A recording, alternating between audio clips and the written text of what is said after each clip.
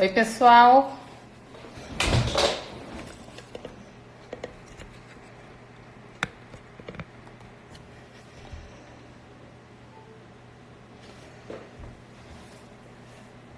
Oi.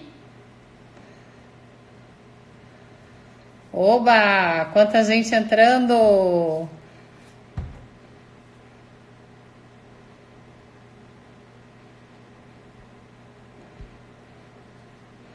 Vou colocar para vocês aqui um link para quem não tem ainda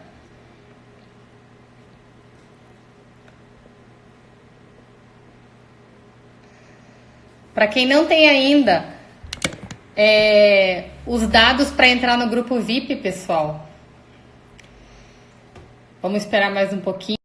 Uma coisa básica, esqueci de botar no modo avião. Pera aí! Oi, Zenaide! Pronto, agora tá no modo avião. Mais alguém? Um vinhozinho para...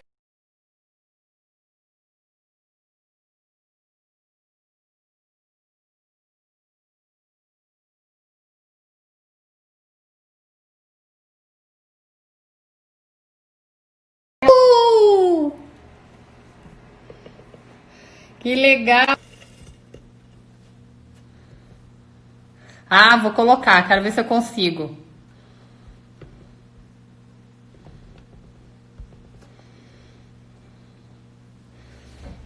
Oi, Lu! Que legal, quanta gente!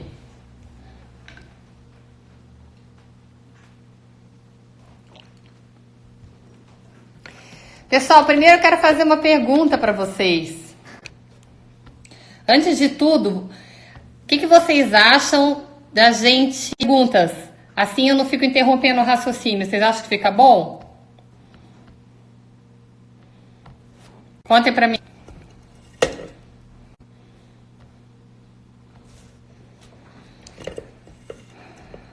Tá travando o vídeo. Ai, o que eu faço, Raul?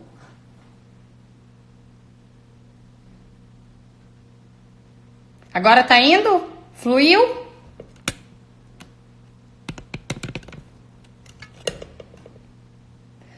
Então me respondam a pergunta. Vocês estão me ouvindo? Sim? Vocês acham bom 50 gigas fibra ótica da Oi? Não, da Vivo. O que vocês acham da gente deixar um horário aberto para... Oba! Um horário aberto para perguntas. Pode ser? Então, vamos lá. Porque daqui a pouco o pessoal que quiser pode assistir essa live gravada. Não me ferra, internet. Então, estamos dando início. Viva Copel? Pois é, acontece que a Viva Copel não tem aqui na minha região. Vamos dar início, então, à semana de SOS Dor Lombar. Para primeiro a gente pensar em cuidar de um aluno com dor lombar, a gente precisa entender alguma coisinha dos exames. Vocês concordam? Porque às vezes o nosso aluno traz o exame no início da aula e a gente não está acostumado a ver aquele exame. Aí ele mostra pra gente assim, então tá, você fala, eu vejo depois da aula. Por quê? Porque a gente não domina o assunto. E na verdade é bem difícil, a gente não aprendeu isso na faculdade. Mas pra gente saber ler os exames, a ressonância magnética e o raio-x, eu acabei fazendo um curso específico de imagem para entender disso. E então vamos falar sobre isso e depois a gente abre para perguntas. Só um pouquinho, deixa eu ajeitar minha tela aqui.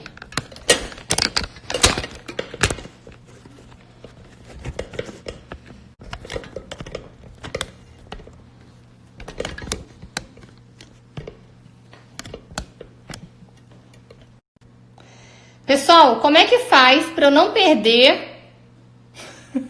Para não perder. E se eu colocar no modo avião, para de receber ligação? Responde rápido. E eu vou começar a falar agora sobre os exames de imagem. Como é que a gente vai analisar os exames de imagem? Então, vamos lá. Primeiro, eu montei aqui uma aulinha só para eu poder ter um raciocínio metodológico, como se eu estivesse ministrando aula. Eu sempre dou aula em pós-graduação sobre coluna, ok? Então, primeiro vamos falar sobre as 4 curvaturas que a coluna tem. Essas 4 curvaturas, então elas são a curvatura lombar, a torácica, cervical, torácica, lombar e a sacral, que também é uma curvatura. Eu vou mostrar aqui para vocês. Vocês veem se fica. Vê se vocês conseguem ver.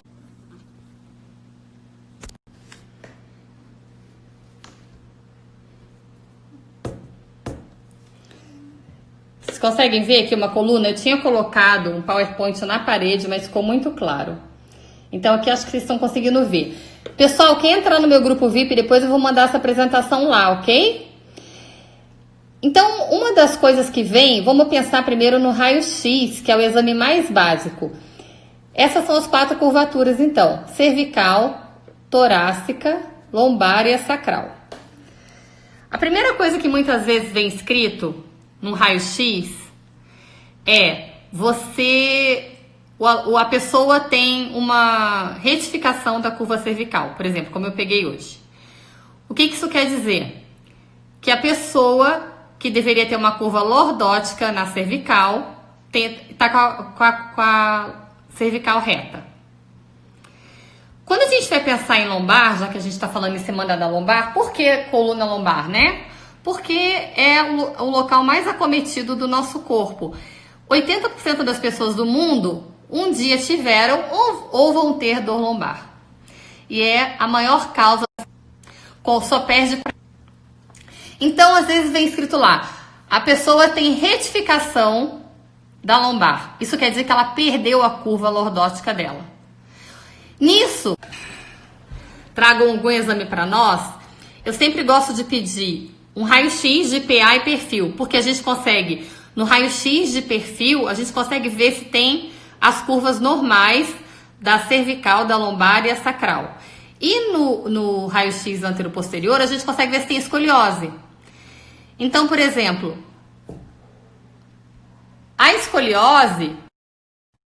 na escoliose você vai ter uma curva lateral. Então, esse desvio lateral vai mudar toda a relação dos músculos com o nosso corpo. Então, se você vê escrito escoliose, é uma curva lateral. Aí você precisa saber se é direita ou esquerda. Se o espaço vai estar fechado do lado direito da coluna ou do lado esquerdo. Isso vai interessar na hora de tratar, que é a continuação das nossas lives dessa semana, certo? Se a pessoa tiver um acentuamento da lordose lombar, é a tal da pessoa que tem hiperlordose. Só que eu quero que as pessoas imaginam. As pessoas acham que elas têm bundose, um bumbunzão, e daí isso quer dizer que a pessoa tem uma curva lombar excessiva. E foi feito um estudo nos Estados Unidos que pegou 30 pessoas que tinham sido diagnosticadas na academia com hiperlordose. E pasmem, dessas 30, 29 tinham tendência à retificação da curva lombar e só uma tinha curvatura normal. Ou seja, é raro hiperlordose. Então não olhe, vocês têm que olhar a tendência da curva da pessoa e não o tamanho do bumbum. Ok? Então, pensando nisso, o raio-x, ele sempre vai ser bom para nós vermos os ossos.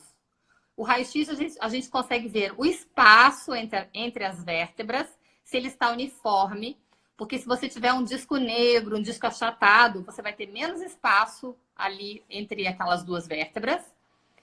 E a gente vai conseguir ver bem o osso. Então, a gente consegue visualizar bico de papagaio, por exemplo. Hoje eu peguei um raio-x de uma aluna na avaliação que ela tinha o biquinho de papagaio assim, bem certinho. E o bico de papagaio, vocês vão ver no exame de imagem, ele não vai vir com esse nome. Ele vai vir com o nome de osteófito. Então, quando vocês lerem osteófito, é o famoso bico de papagaio. O bico de papagaio é um osso ou mais de um, que se formam num lugar onde não deveria estar. Então, ele pode acabar fazendo pinçamento do sistema nervoso, pode dar sintoma neurológico, como irradiação para o braço ou para a perna. Ele pode machucar mesmo quando a pessoa se mexe. Sabe quando a pessoa fala, por exemplo, esporão calcâneo? É um osso também que nasceu no calcânio, no lugar errado, por excesso de compressão.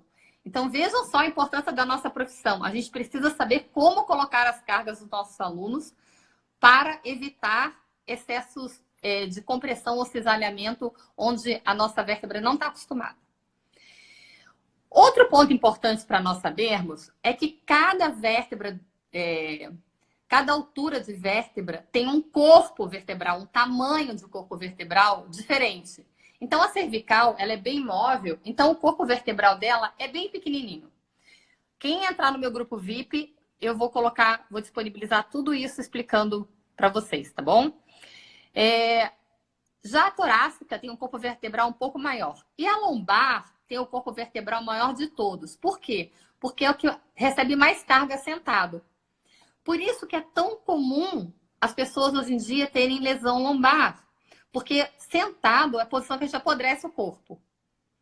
Então, a pessoa, se ela tem tendência a ficar muito tempo sentada, se você não educar esse corpo e fortalecê-lo, e não educar posturalmente, ela vai ter uma grande tendência a ter uma hérnia lombar. Quando nós vamos pensar na leitura da ressonância magnética, às vezes vem escrito lá, protusão discal. O que é protusão discal? É uma mini hérnia de disco. A gente tem um núcleo que vai sair do disco e a protusão é uma mini hérnia. Então, se o teu aluno chegar com esse diagnóstico na ressonância magnética de protusão discal, você já pode dizer para ele, você já fraturou parte do seu disco vertebral e você já tem uma mini hérnia de disco. Então, a gente tem que cuidar muito. Certo? Então, protusão é uma mini hérnia de disco. A nossa coluna, ela aguenta bem compressão, mas essa carga tem que ser bem distribuída, por isso a gente tem que manter as curvaturas. Agora, se você vê lá escrito uma hérnia de disco em alguma altura da coluna, você vai entender que o núcleo do disco, ele rompeu todos os anéis de colágeno e saiu para algum lado. Na lombar, o mais comum é que esse disco saia para trás. Por quê? Vou mostrar para vocês aqui a posição em pé. Quando eu estou sentada, eu retifico a minha lombar, geralmente. Eu fecho o espaço vertebral na frente e empurro o disco para trás. Então, a maioria das hérnias são posteriores na lombar. E muitas vezes, elas são posterolaterais. Quando uma hérnia é posterolateral direita, você pode apostar que essa pessoa vai ter mais sintoma do lado direito. Então, por exemplo, ela pode ter amortecimento no glúteo. Ela pode ter uma irradiação até a altura da coxa. Tem gente que tem radiação até o tornozelo, até a sola do pé. Então, quando alguém falar que tem uma hérnia de disco, é uma extrusão do núcleo do disco. E qual que é o problema disso? É que o caminho, os anéis de colágeno já foram rompidos. Então, já fez como se fosse uma trilha. E essa trilha, ela não tem como ser refeita. A gente tem como centralizar o núcleo com exercícios corretos. Aí, os músculos têm que tentar estabilizar, mas o caminho já foi feito. Então, uma pessoa que tem hérnia, ela vai ter que sempre cuidar, porque ela já rompeu os anéis de colágeno. Vocês conseguem entender isso? Depois eu vou abrir para pergunta. A gente está falando das lesões mais comuns. Então, se um aluno chega para você para fazer uma avaliação antes da aula e fala assim, ai, professor, eu tenho uma dor aqui no glúteo, uma dor no ciático. Você sabia que uma ciatalgia já é um sintoma neurológico de algum problema na coluna? Porque você pode estar com um pinçamento do ciático. Então, já fique esperto, porque provavelmente esse aluno ele está fazendo uma posteriorização e se for do lado direito, Essa protusão discal ou essa hérnia, ela é posterolateral direita. Então, se o sintoma for para o lado direito, é sinal que o espaço na vértebra fechou do lado esquerdo e está empurrando o anel para o lado direito.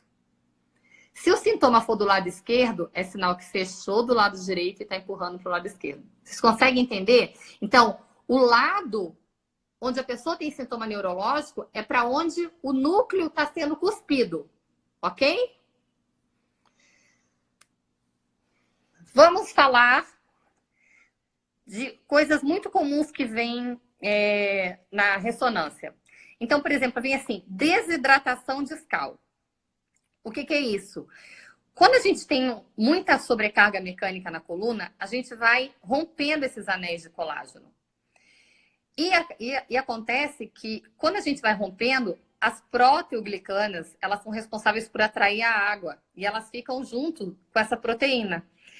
Quando você começa a romper os anéis, o disco vai perdendo a capacidade de se reidratar.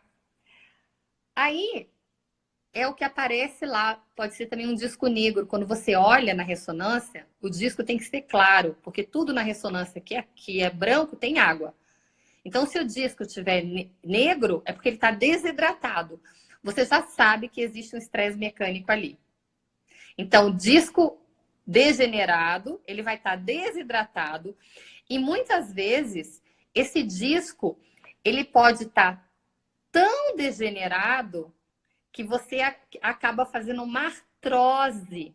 Então, você acaba fazendo um desgaste articular entre as vértebras da coluna. Muitas vezes na faceta, que é a articulação da coluna, que a gente já vai falar daqui a pouco. E, às vezes, existe uma sobrecarga mecânica tão absurda na ressonância que o aluno vem e está escrito MODIC. MODIC é quando o disco acaba entrando numa das vértebras. E a sobrecarga é tão grande e o achatamento é tão severo que o disco entra na vértebra de baixo ou um pouco, muitas vezes, nas duas vértebras. Aí você consegue ver um espaço de invasão na vértebra através da ressonância magnética. É bem chocante. A ressonância não é um bom lugar para a gente ver bico de papagaio, porque a ressonância ela é boa para ver tecidos moles e água. Então, não é bacana para a gente ver ossos, ok? Então, as alturas mais comuns de nós termos hérnias de disco na lombar são L4, L5 e L5S1. Por quê? Porque são vértebras de transição. Você pode explicar isso para o teu aluno quando ele chegar com esse diagnóstico. São vértebras de transição e que, por causa disso, Oi, Rodrigo! E por causa disso, elas têm mais tendência à sobrecarga. O que acontece nas vértebras de transição? Então, por exemplo, quando a gente vai pensar L4, L5, L5, S1, a gente já está perdendo a curva lordótica para fazer uma curva cifótica no sacro. Então, essa modificação de curva é que faz com que exista maior estresse mecânico. Certo? E agora chegou a hora de vocês perguntarem. Querem perguntar alguma coisa? Vamos lá. Aberto para perguntas sobre raio-x e sobre ressonância na hérnia, na parte da hérnia de disco e protusão discal.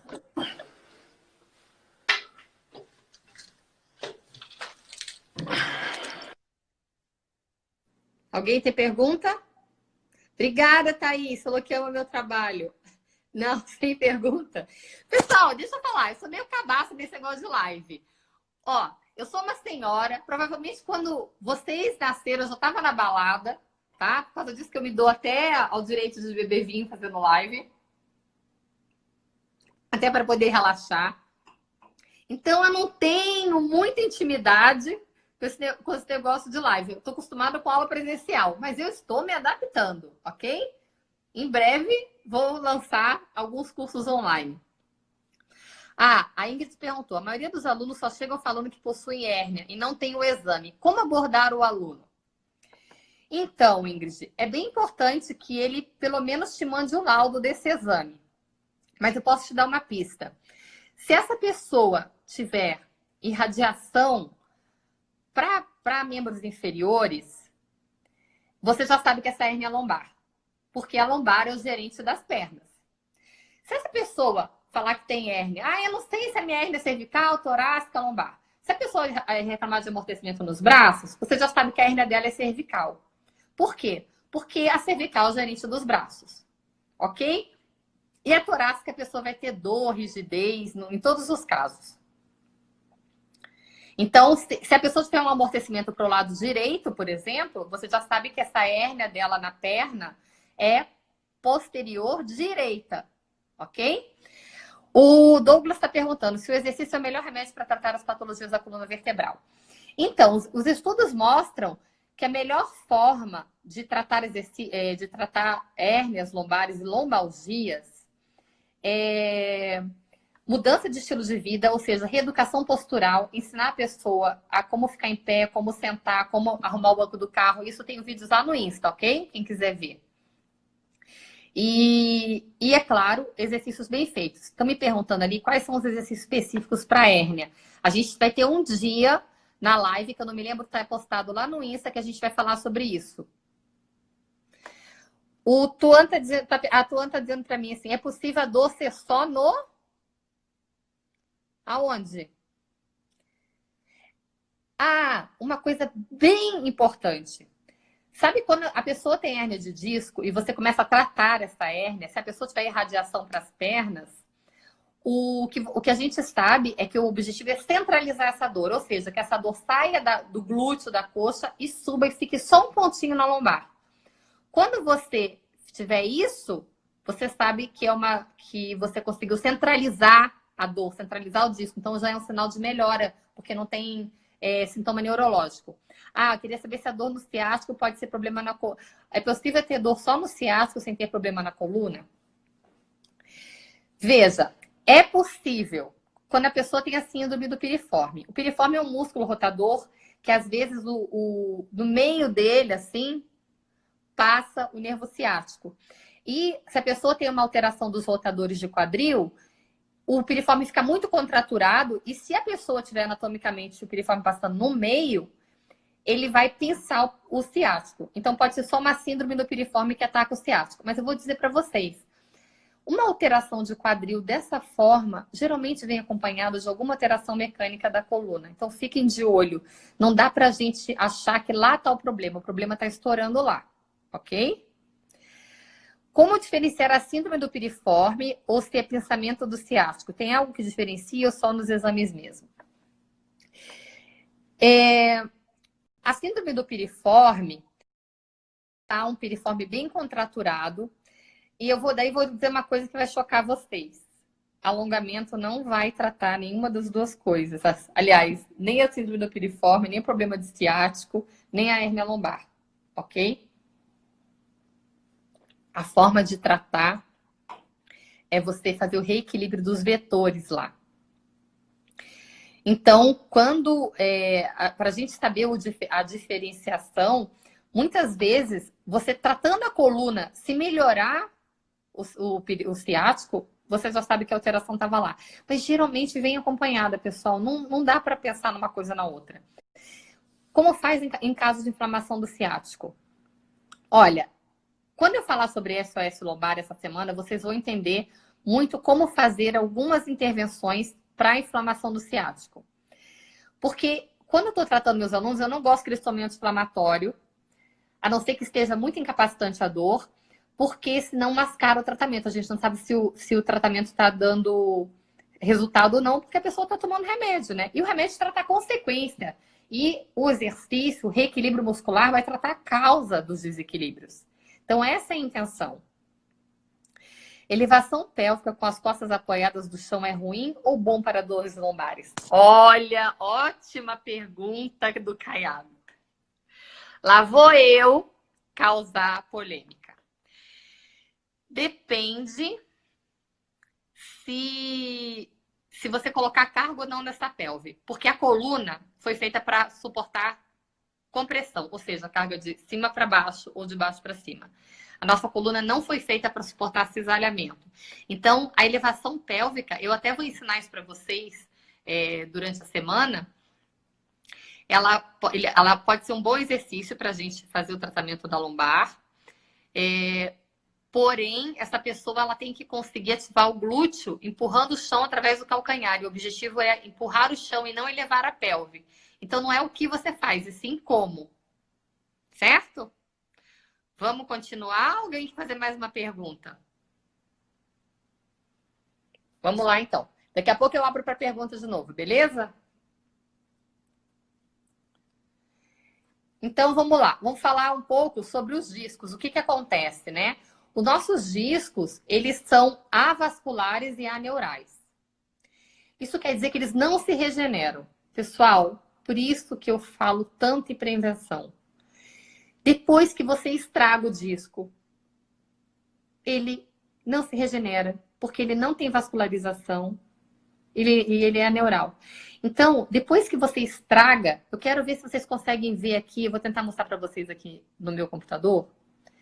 Me falem se fica bom ou não, que se não ficar bom, eu não mostro mais, ok? Vou mostrar para vocês o disco. Ó, estão conseguindo ver? Esses anéis de colágeno são eles que vão sendo rompidos e depois que faz uma trilha aqui, eles não se regeneram. E esse núcleo aqui é que vai rompendo esses anéis de colágeno. E daí depois que estraga, estragou. Não tem o que fazer. Ficou bom? Ah, que bom que ficou bom. Ah, legal. Porque eu tenho várias coisas para mostrar para vocês, então, aqui no meu computador. Eu tinha montado um PowerPoint, só que ele ficou muito claro e está explodindo a luz, tá?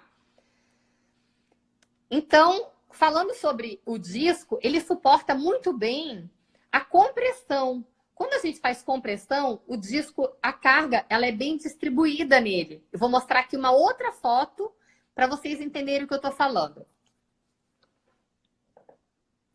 Ó, aqui, ó. A carga tem que ser bem distribuída. Aqui a vértebra, aqui a outra vértebra e aqui no meio o pretinho é o disco. Quando essa carga é bem distribuída, ou seja, quando a gente mantém a curva lombar no neutro, ou as outras curvas também, essa carga é bem distribuída. E aí, você consegue que o núcleo se mantenha no meio. Quando essa carga é mal distribuída, olha o que vai acontecendo. Você vai rompendo os anéis. E aqui mostra, ó, bem do lado, um disco herniado. Olha o que acontece. Ele está tocando, aqui aumentem a imagem, ele está tocando o sistema nervoso ali amarelo passando atrás. Por isso que dá sintoma neurológico. Conseguiram entender? Então, quando vocês receberem uma ressonância dizendo hérnia de disco, é isso aqui que vocês têm que visualizar. Um núcleo empurrando o saco dural. Aí vai estar escrito lá assim, tocando o saco dural. Quando ele falar tocando o saco dural, você já sabe que está tocando o sistema nervoso. Olha que legal, essa figura mostra bem certinho quando o conteúdo do disco está extravasando e tocando o saco neural. Olha ali, estão vendo aqui? Ó, aqui é o sistema nervoso. Então, aqui é o canal vertebral. Aqui os nervos saindo. E aqui, ó, os anéis de colágeno que foram rompidos e tá extravasando o núcleo e tocando no sistema nervoso. Então, é isso que vai acabar dando sintoma neurológico. E é isso que muitas vezes pode acontecer na ciatalgia. Às vezes, uma simples protusão já pode dar sintoma de nervo ciático. Legal? Daqui a pouco eu abro de novo para pergunta. Vamos voltar lá para o meu script. Então, se um aluno tem uma hérnia para o lado direito, você já sabe que do lado esquerdo da vértebra está mais fechado. Vou mostrar aqui para vocês a vértebra, para vocês entenderem o que eu estou falando. Olha aqui. Ó, uma vértebra, outra vértebra. Quando esse espaço aqui fecha, lateral, esse disco vai ser empurrado para o outro lado. Então, essa parte aqui se aproximou. Conseguem ver? Tá dando para ver? Essa parte aqui se aproximou. Então, expulsando o disco para o outro lado. Então, daí você já sabe que do lado oposto à dor da pessoa, você tem que fazer uma abertura entre a pelve e as costelas. Aí, nesse caso, vai ser bem-vindo um alongamento miofascial, uma mobilização, coisas que eu vou mostrar para vocês durante a semana, ok?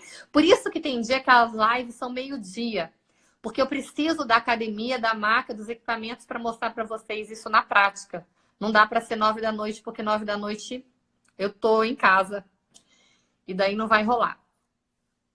Então, hérnia de disco é o que a gente mais encontra, principalmente na lombar. Aqui eu vou mostrar para vocês uma foto, uma figura que vai mostrar a tal da irradiação. Por quê? Se na ressonância falar assim, uma hérnia de disco na altura entre L1 e L2, você já sabe que a pessoa ela pode ter sintoma neurológico entre os glúteos e a lateral das coxas. Se ela falar que tem uma hérnia entre L2 e L3, ela vai ter uma irradiação nos adutores. Por quê? Porque vai estar tocando os nervos que inervam esses músculos. Olha que legal. Se for entre L3 e L4, vai ter sintoma nas panturrilhas. Então, quanto mais baixo for a hérnia, mais baixa é a irradiação. Olhem essa figura que eu vou postar depois no meu grupo VIP. Conseguem ver? Ó, L1, L2, L3, L4 e L5. Beleza? Depois quem estiver lá no meu grupo VIP vai receber esses slides.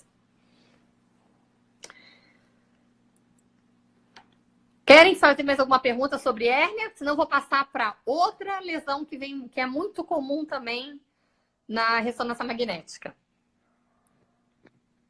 Alguma pergunta? Vamos lá. Aproveitar para molhar o bico.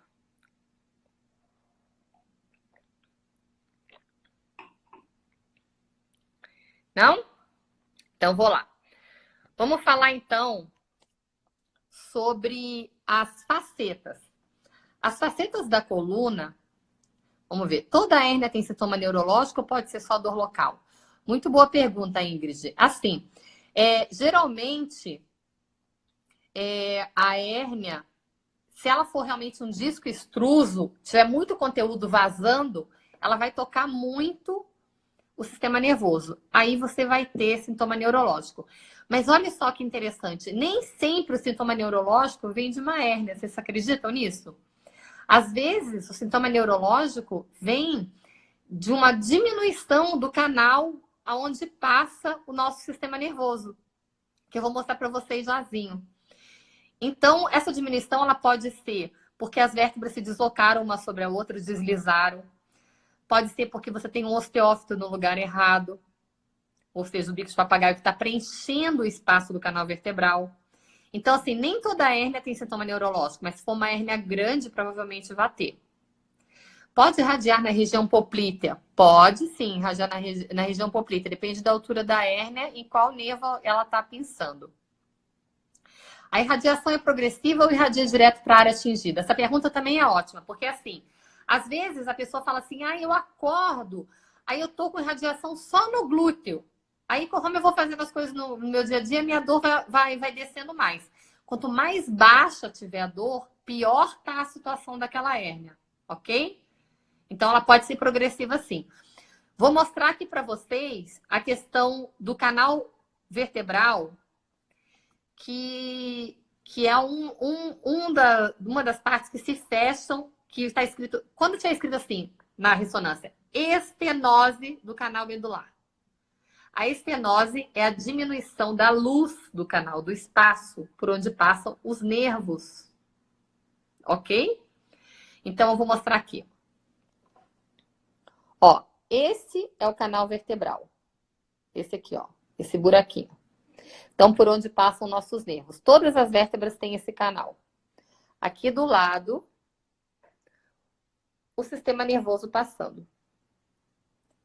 Quando a gente tem qualquer diminuição de espaço neste canal, seja porque uma vértebra deslizou sobre a outra e diminui o espaço, ou porque tem um bico de papagaio aqui no meio, ou porque tem uma hérnia, uma protusão, você vai diminuir a luz desse canal. E isso pode fazer sintoma neurológico. A Miri está perguntando, só irradia para baixo ou pode doer na região lateral das costas, na cintura, mais ou menos? Aí, geralmente, não é uma hérnia lombar. Ela pode ser uma hérnia tóraco-lombar. Pessoal, eu tenho até vergonha de falar isso. É que assim, eu moro em Curitiba, ok? A minha mãe mora no Rio de Janeiro. Há 30 anos a gente mora em cidades diferentes. E ela demorou muito para fazer exercício. Sabe quantas hérnias a minha mãe tem? 8. Sabe por quê? Porque viveu a vida no sofá. Aí, faz mais ou menos uns 3 anos que eu consegui fazê-la realmente se fidelizar na academia. Porque quem me conhece sabe que eu arrastava minha mãe para academia na marra. Quando ela estava aqui em Curitiba. Ok? Então, pode ser uma hérnia tóraco-lombar. Geralmente, a gente tem sintoma, muitas vezes, ali na altura do glúteo, na hérnia lombar. Você não está falando na cintura. Se você estiver dizendo ali na asa do ilíaco, ali onde fica o músculo ilíaco, pode sim ser uma hérnia lombar, tá? A cintura seria mais alta, seria nas costelas ali na torácica. Então, vamos continuar. Muitas vezes, as pessoas, elas fazem muito cisalhamento na coluna. Então, esse cisalhamento, eu vou mostrar para vocês as nossas articulações da coluna. Aqui estão. Ó, isso aqui é uma articulação da coluna. Essa articulação vai se articular com a de cima e essa aqui vai se articular com a de baixo. Então, isso nós chamamos de faceta. O que acontece? Quando você lê lá no exame de ressonância, né? Ou até mesmo no raio-x, por quê? Porque o raio-x dá para ver osso e vértebra é osso. Se você vê lá escrito espondilólise, você vai saber que essa faceta está quebrada. Então, ela fraturou. Aí, sabe como é que fratura a faceta? Vou dar um exemplo para vocês. É muito comum em jogador de vôlei, por causa da extensão lá para fazer, no tenista, tá? Agora não vamos falar de atleta, vamos falar de meros mortais. A postura errada por muito tempo, o corpo vertebral, ele foi feito para suportar 70% da carga. E as facetas só 30%. Quando a gente joga muito peso para trás, eu vou dar um exemplo. Sabe quando a gente faz errado o afundo? Afundo é um exercício com peso na perna da frente. E você faz com peso na perna de trás, você está sobrecarregando, por exemplo, as facetas. Ok? Então, a longo prazo, essa sobrecarga mecânica pode acabar fraturando. E se a pessoa tiver osteoporose, osteopenia, vai facilitar mais ainda. Então, a espondilólise é a fratura dessa vértebra. Agora, se tiver escrito assim, espondilolistese, o que acontece?